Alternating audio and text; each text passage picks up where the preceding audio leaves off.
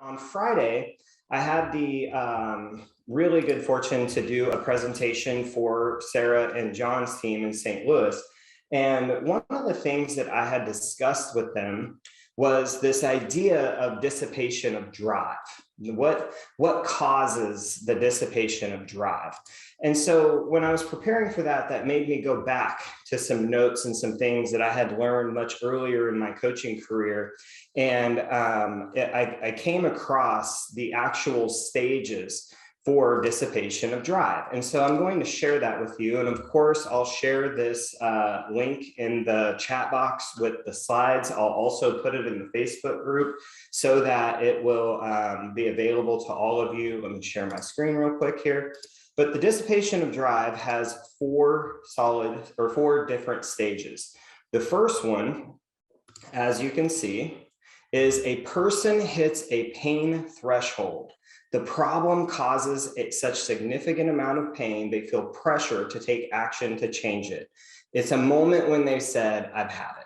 Now, this could come in weight loss is a great example. So somebody is looking at themselves in the mirror, or their pants don't fit, they just don't feel well. It could also come at a time with finances, right? They can't pay their bills, they're sick of the financial pressure, whatever. So they get to this point where they said, I've had it, I'm not doing it anymore. Then stage two, they take action and progress is made. So they start exercising, they start making lead generation calls, they start working on a budget. And the actions they take, listen closely, the actions they take lessen the intensity of the pain felt in stage one. So now those jeans they couldn't fit in, they can get in them and button them, right? They're looking at themselves in the mirror and they're going, man, I look pretty good today, don't I? And so the intensity of the pain starts to dissipate, and with it does the drive. So we move to stage three. And as the intensity of the pain is reduced, the drive to complete the change is lessened, and the motivation to completely resolve the problem is lost. Without pain to drive the person, they gradually return to their old ways of doing things. So you start here and there eating an Oreo. You start cheating on your nutrition program. You skip a day of lead generation. You spend some money on a credit card or buy a car that you can't really afford. And by the way, you know, cars and clothes, man, I went to the mall on Friday and I was listening to this I don't know, they probably were 25, 30. And they were looking at this outfit. It was $800. And they were talking about how amazing it is and how it will only take them 4 payments to pay it off. And it took everything in me not to walk over to them and say, why are you putting your clothes on a credit card? So if you're doing that, unless you're like one of the points people that you're absolutely paying that off every month, quit doing that shit. That's a terrible idea. So anyway, I'll get off my soapbox, but they start going back to their old ways. And then lastly, the person goes completely back to their old pattern gradually, and then suddenly they're back to where they started and having to start again, but with much more emotional baggage. So this person goes back to, they put the weight back on, maybe a few more, and they're discouraged, right? Because now they have to start all over again, and they've lost a little bit of belief in themselves that they can actually stick to it. So those are the 4 stages of the dissipation of drive. And what you'll notice is that they show up in the areas of your life where you can't seem to consistently get results. So look at the areas of your life where you just can't seem to consistently get results, that you make a little progress, you take 2 steps forward, but then you take 3 steps back. Again, I think the 2 biggest areas are probably health and finances, but maybe that's different for you. But here's the question. Where do I regularly experience the dissipation of drive? Where do I regularly experience the dissipation of drive? Now, you all have heard this quote before. It's one of my favorites. It might be the quote of the year for me. We do not rise to the level of our goals. We fail to the level of our systems. We do not rise to the level of our goals. We fail to the level of our systems. So when I was preparing for the conversation I had with Sarah and John's team, and I also did one with Tony Baroni's team, I started asking myself, like, what are the systems inside of a human being? Like when we think about the level of systems, what are the systems that ultimately run a human being? And I came to the word habit. Our systems are our habits, right? Now, my definition of a habit is simply a decision made automatically. Disciplines are decisions made manually. So again, it's the difference. I know I've said this several times this year, but you're going to continue to hear it.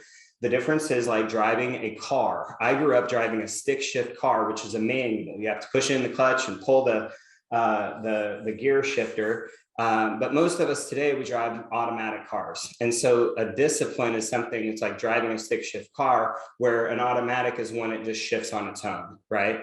And so back to this conversation around habits, I came across this quote from Gary Keller, and it says, when you think about your life being built upon habits, you realize that most people accrue habits instead of forming good ones. Most people accrue habits instead of forming good ones. What does that mean?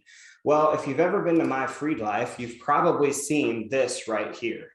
And I know you all seen versions of this, but this is the most updated one, right? So if you look at, first, this is an iceberg, right? And the thing that sticks up above the waterline, what we can actually see are results and actions.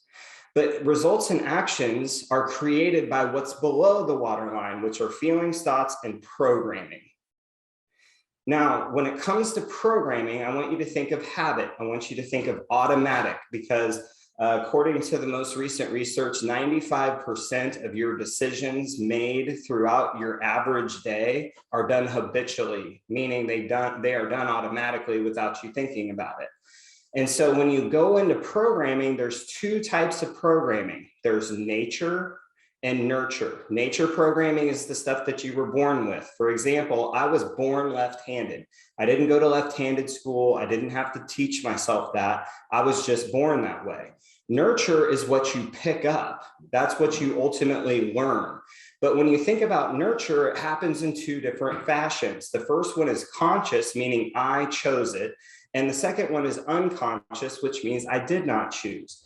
Now, if we go back to Gary's definition here, or his quote, I should say, when you think about our life being built upon habits, you realize most people accrue habits instead of forming good ones. So what he's saying is that most people pick up their habits unconsciously. So they're not choosing. And then if that thing is running 95%, then when you seek change, it's like sending 5 little warriors into battle against 95 if you're going to do this purely through willpower. And so what I want you to start to realize is that if you're really going to capitalize on this year, you have to tap into your superpower as a human being, which is your ability. I've said this before, hear it again, your ability to identify and install habits. And so the question is, again, what is the one habit that you need to identify and install in order to go to the next level of your life? Or if you look at your goal for Q1 or this entire year, what is the one habit you need to identify and install that will make that path as easy as possible? But just to recap here, if you're experiencing the dissipation of drive, it's because you haven't installed the habit, because you do not rise to the level of your goals. You fail at the level of your systems. You fail at the level of your habits. So if you can get really good at this one skill, identifying and installing habits, the world is your oyster. But most of you, if you start doing a habit audit, you start looking at how did I learn that? It was unconscious nurture programming. You picked it up along the way, but you didn't know it was being installed. Take control of the system.